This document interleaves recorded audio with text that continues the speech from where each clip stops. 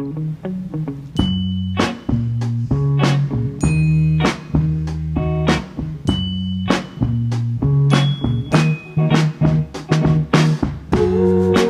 hello, and welcome to the very next episode of The Remedy with Tova Sido and Janice Gaunt and Tom Bridwell. Yay! Well, welcome back, everybody, to another week of The Remedy. Today, we are continuing our conversation from last week where Janice introduced the concept of, what are these called? Mantras? They're slogans. Slogans. They're AL-ANON slogans. AL-ANON slogans. You gave us a great explanation about AL-ANON. And so if you haven't listened last week, it'll probably give a little bit more insight. But today we're going to continue that conversation. Thankful for the McGuire family. Week 2 of this series that they're sponsoring. They are so sweet and so generous. They always are. And they are huge advocates and encouragers of The Remedy, which I so appreciate. I know. They're lovely. Lovely. And beautiful. Most beautiful. Oh my gosh. Inside and out. I remember one time I was at Whole Foods before I really knew them, and they'd been to church, and I was like, they're 4 of the most beautiful people I've ever seen in my entire life. Yeah. It was like pretend people. Yeah. They're so beautiful. Except they're very real. And they're very lovely and very kind. special. Okay, so there's 16 of these, and we've chatted about 2 of them. So let's go to numero 3. Okay, number 3 is keep an open mind. If you try to keep an open mind, you will find help. You will come to realize that there is no situation too difficult to be bettered and no unhappiness too great to be lessened. Keep an open mind. God, I think that is just such simple, profound advice that kind of comes off of what we talked about a couple of weeks ago when we were talking about all the hate. Yeah. And, we got a ton of feedback about that on social media about how much people appreciated a compassionate approach. Good. Yeah, good. I was actually afraid people might be like, what the hell are you guys talking about? But I think sometimes we are ready for a little bit more love and compassion. I think so too. I As really people. do. And I think by keeping an open mind, it's expansive for us. And I think, is. and I've had in my life, I've changed my mind about a lot of things. Oh, I think it's one of the greatest things I've done. Yeah. Is gaining another perspective. Yeah. That I was maybe really close. I mean, when I was a teenager growing up Mormon, I thought gay people were going to hell. I thought sin was what's that word? Irrevocable, whatever the hell the word is. Irrevocable. Whatever it is. I can't take it back. I can't undo it. Those are big words. Yeah, that was a big word. But I don't know. I had big judgments about people, and that I just like myself so much better. Yeah. That I let go of some of those. Don't you? Me too, Tova. Me too. It just lightens your heart. Totally lightens your load. Yeah. You don't have to carry all that around. No. Good one. Yeah. Okay. Next one is just the word think. Am I expecting everything in life to be just the way I want it? Maybe I ought to take a good look at those expectations and see if they are realistic for my particular situation. If I'm constantly reaching for the moon, I'm going to miss a lot of pleasant things right here in my little world. Ooh. Yeah. So what's the slogan on that one again? Think. Wow. I guess that kind of just like makes me relax. Yeah. Yeah, to just think that it doesn't have to be exactly the way I want it. Carter says this thing that I freaking love. He goes like, "Ma, not that deep." The first time he said that to me, I kind of wanted to slap him, but I was like, "Shit, Carter, You're right. It's just not that deep. We're in shallow water. And It's really, okay. really and truly, as parents, how often do we just take everything so seriously and so and personally. just pontificate about it? like the more we talk, the more they're going to get it. Yeah. It could also be interpreted as a way just to pause. Mm-hmm. You know Oh, what I'm saying? Take a breath. I feel like I've said that to Betty many times. Like, she'll ask a question, and I want to just say, think about what you just asked. And then she asks herself the question, and then she goes, "Oh yeah, I knew the answer."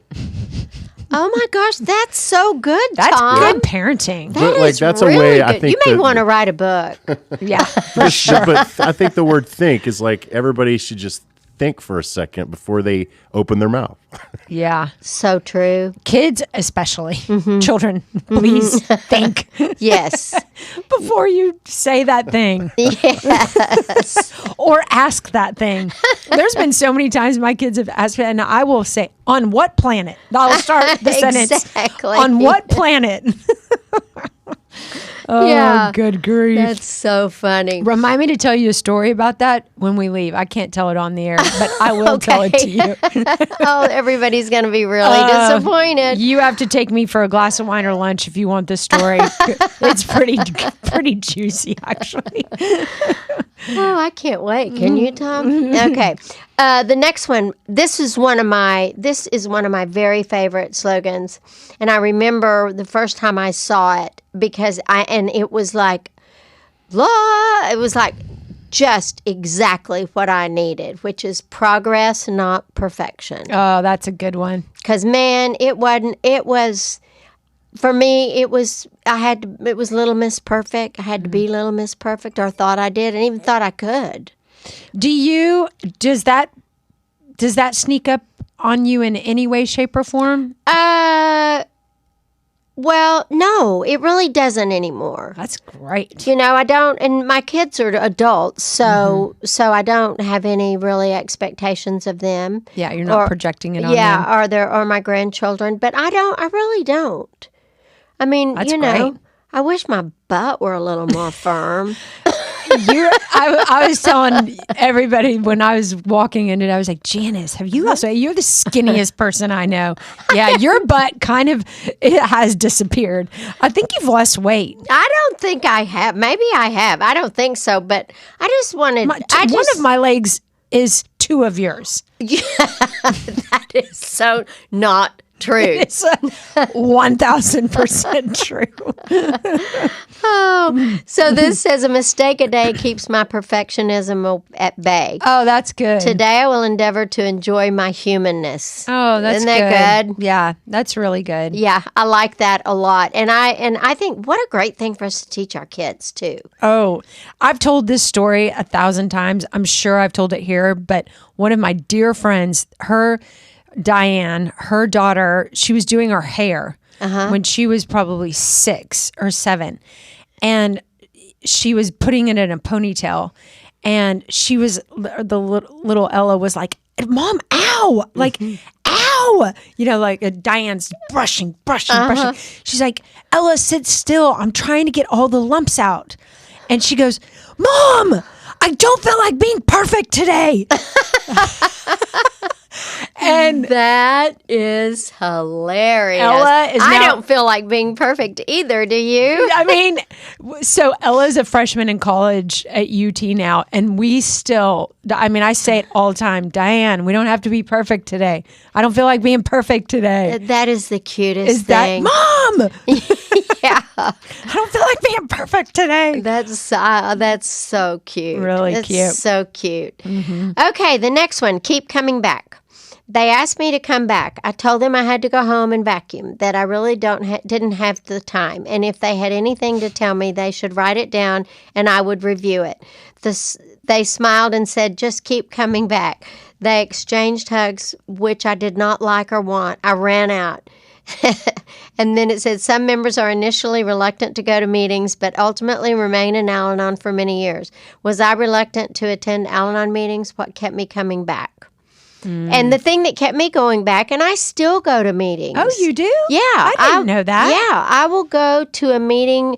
I'll go to a meeting like once every 2 weeks or something. And if my brain's running amok or something, and I like the people in there. So, but Probably feels like a true depiction of the world. and it is like I walk in that room and I'm like, oh my gosh, because it was so special for me, and it still is.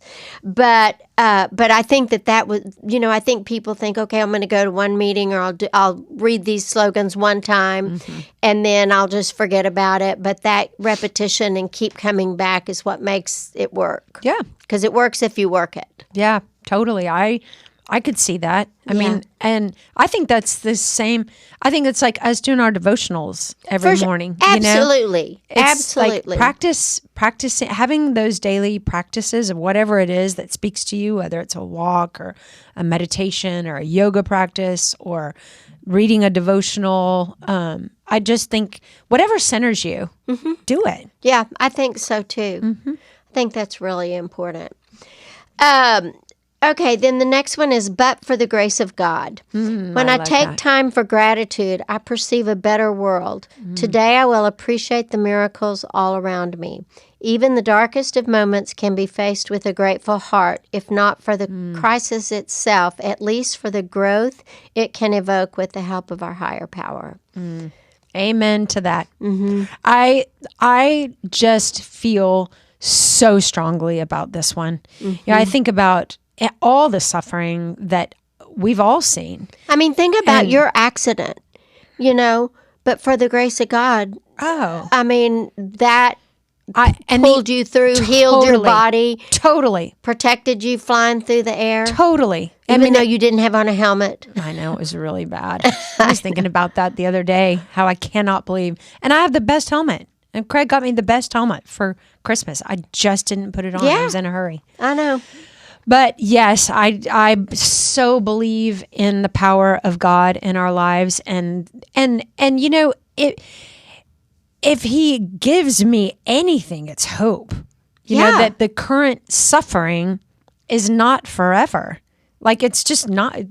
You said at one time, like, when people say, "Oh, I cried all night." What's the average time a person can actually cry? It's like 3 minutes. Yeah, something like that. Like, no, you didn't. Like, and I'm not saying that crying is equal to the suffering. You can be suffering for, we both suffered for a long time during our divorce. Yeah. But there was a day that the suffering ended. Yeah. Like, I'm not suffering at all because of my divorce. No. Neither are you. No. I'm better for it. Me too. And I can say that about every piece of suffering in my life. Me too. Think about how powerful that is. That is very powerful. And that's where your hope comes from. Totally. Even if you're in the midst of something that feels like you're never going to get out of it. Yeah. My mother used to say all the time, this too shall pass. And it does. And it does. Yeah. And we're testaments of it. I think everybody is. Yeah, I think so to too. varying degrees. But yes, and you cannot escape this life without suffering. No, we can't. And it's the antithesis of joy. So the level at which we will allow ourselves to feel that is we can apply that to the really good feelings too. Totally. Yeah. Totally. I'm grateful that we share that thought process and perspective, because I think it's such a positive one. Me too. I'm really grateful for that. I'm grateful for you, T. I'm grateful for you, Janice. Grateful for you, Tom. You still there? Likewise, ladies. Likewise. It's like, there is God. Totally. All right, the next one, such a good one, across the board. One day at a time. Oh, I love that. Love it too. Just for today, I choose to enjoy all this day has to offer. If I don't like the offering, I'll ask my higher power to help me adjust my attitude. I will keep always in mind that today is my sole concern and that I will make it as good a day as I can. I love it. Yes. So Somebody good. said it to me this morning when they in counseling, like one day at a time, right? And I was like, that's it. I mean, And that's how you do a good marriage. yes. One day at a time. Yeah.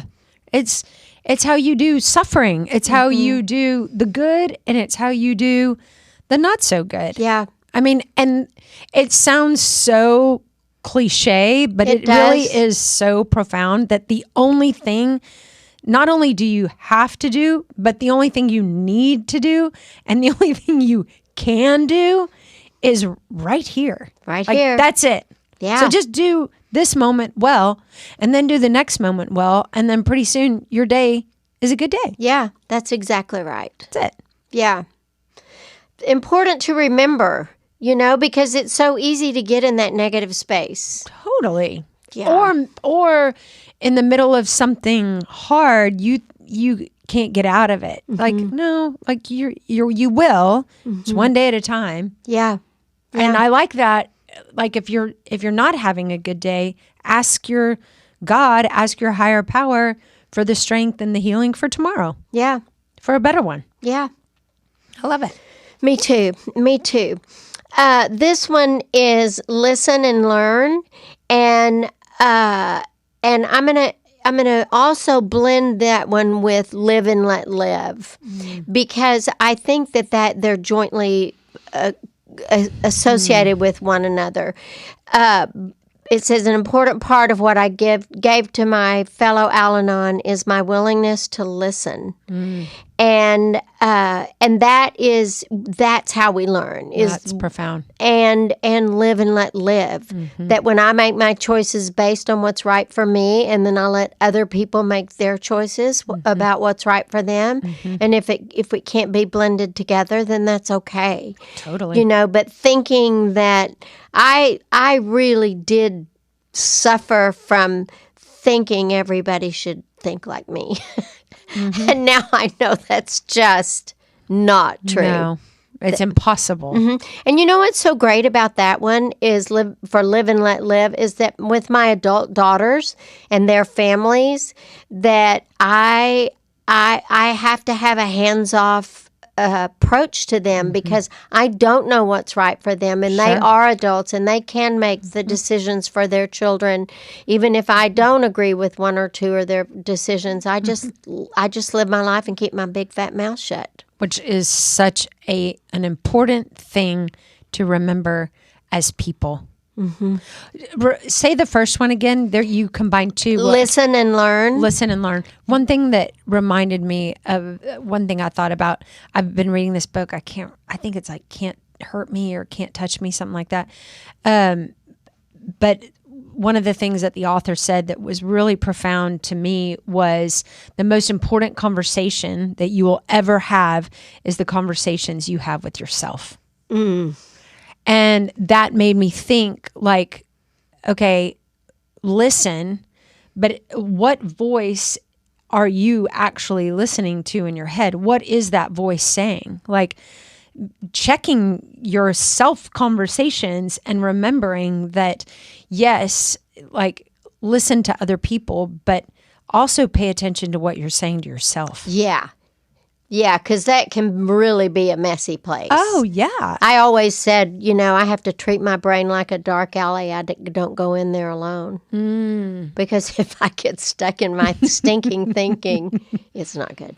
Yeah, totally. Well, I loved that he said that, because we forget that the conversation begins with us. Yeah. Like you have that great saying, let it begin with me. Yeah. What are we saying to ourselves that's making an impact on our lives? True. Well, I think we need to wrap this one up, and then we'll finish up next week. Okay. Does that sound good? Sounds Thank you really all good. so much for listening. We hope you have an amazing week. Thanks for listening.